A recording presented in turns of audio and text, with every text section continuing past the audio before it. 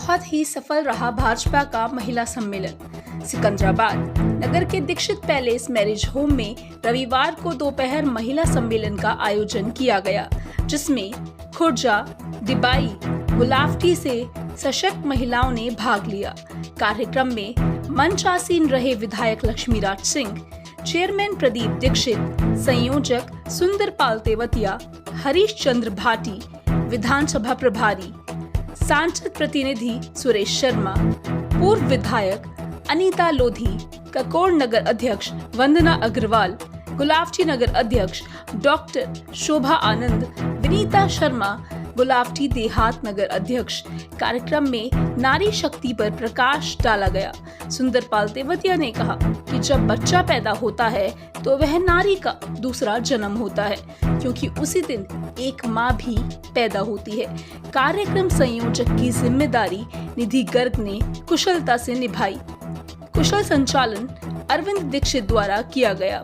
कार्यक्रम में पिंकी वोहरा, आशीष उपाध्यक्ष, मोहन सैनी, सचिन शर्मा व्यवस्था में यहाँ पर शौचालय हो और उस शौचालय की पृष्ठभूमि में हमारी मातृशक्ति कारक है, चूंकि वो माँ भारती का बेटा हर दिन रात चिंता करता है। दूसरा, आप सभी को मालूम है कि प्रधानमंत्री जी दिन रात हमारी मातृशक्ति का चिंतन करते हैं। आपने देखा होगा जब हिंदुस्तान गुलाम था, विदेशी आक्रांताओं के कब्जे में था, जब इस देश, धर्म और मूल संस्कृति का क्षय होता है तो सबसे ज्यादा अपमान हमारी मातृशक्ति को। आपने इतिहास की तरफ देखा होगा कि जब विदेशी आक्रांत हमारे देश पर हमला करते थे, हमारी फौजें उनके सामने जब नतमस्तक हो जाती थी, हार जाती थी, वीर गति को प्राप्त हो जाती थी, तो सबसे ज्यादा कष्ट हमारी माताओं बहनों को झेलना पड़ता था। आपने देखा होगा 16 हजार नारियों ने आत्मदहन किया है, जौहर किया है। मैं आप लोगों से गुजारिश करता हूं कि आप समाज का आधा हिस्सा है। अब ऐसी परिणति मत आने देना, ऐसी परिस्थिति मत आने देना कि माताओं बहनों को जौहर करना पड़े। जब भी देश की मूल संस्कृति का ह्रास होता है तो आपने देखा होगा कि सबसे ज्यादा औरतों को झेलना पड़ता है। जब इस देश की मूल संस्कृति का ह्रास हुआ है, विदेशी आक्रांताओं का इस देश में कब्जा हुआ है, तो हमारी मातृशक्ति को सबसे ज्यादा नुकसान उठाना पड़ा है।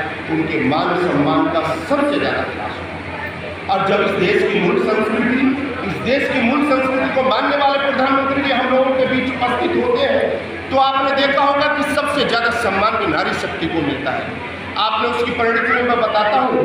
अभी जैसे विकसित भारत योजना माननीय प्रधानमंत्री जी के द्वारा चलाई गई, मैं भिन्न भिन्न गली मोहल्ले गया, मैंने जाकर देखा कि विकसित भारत योजना के माध्यम से जितनी भी योजनाएं प्रधानमंत्री जी ने चलाई, उनमें सबसे ज्यादा सम्मान मातृशक्ति को दिया। इसलिए आप अपने बच्चों को भी संस्कार ऐसे दें कि वो राम जैसे फूल लेके राष्ट्र निर्माण का काम करें, राष्ट्र में शांति का पाठ पढ़ाएं सबको। तो इसलिए आप भी महिला हैं जिन्होंने राम को जन्म दिया और हमारे महाराज को जन्म दिया, तो आप भी हो सकती हैं। इसलिए अपने बच्चों को संस्कार दें और राष्ट्रभक्ति में लगाएं। धन्यवाद। उनका भी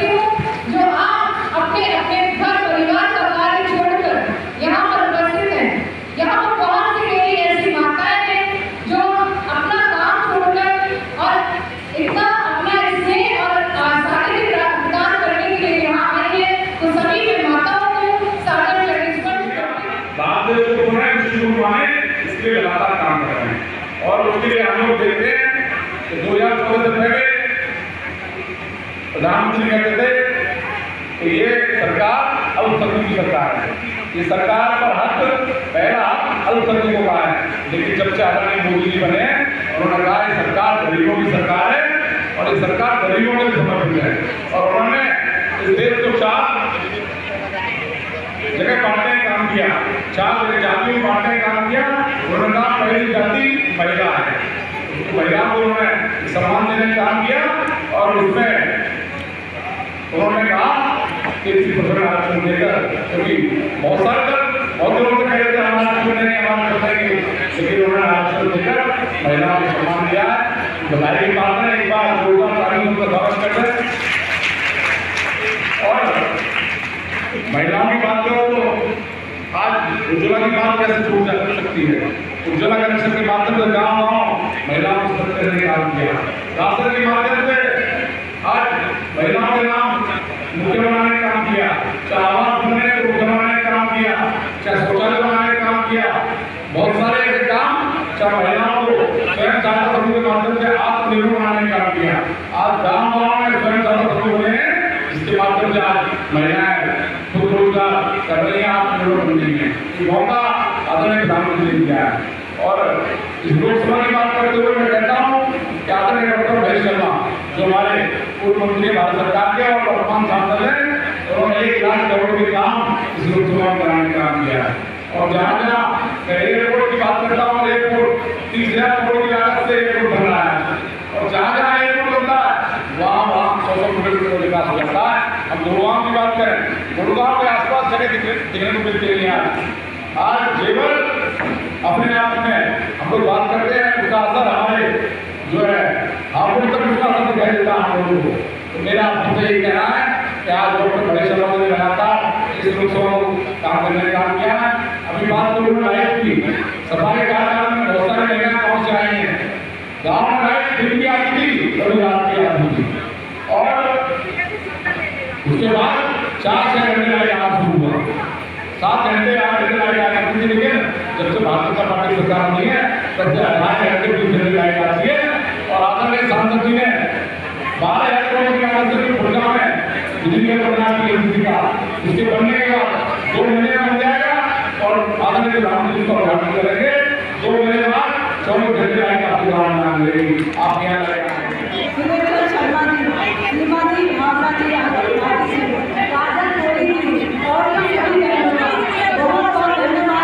न्यूज एशिया से मनीष शर्मा की रिपोर्ट।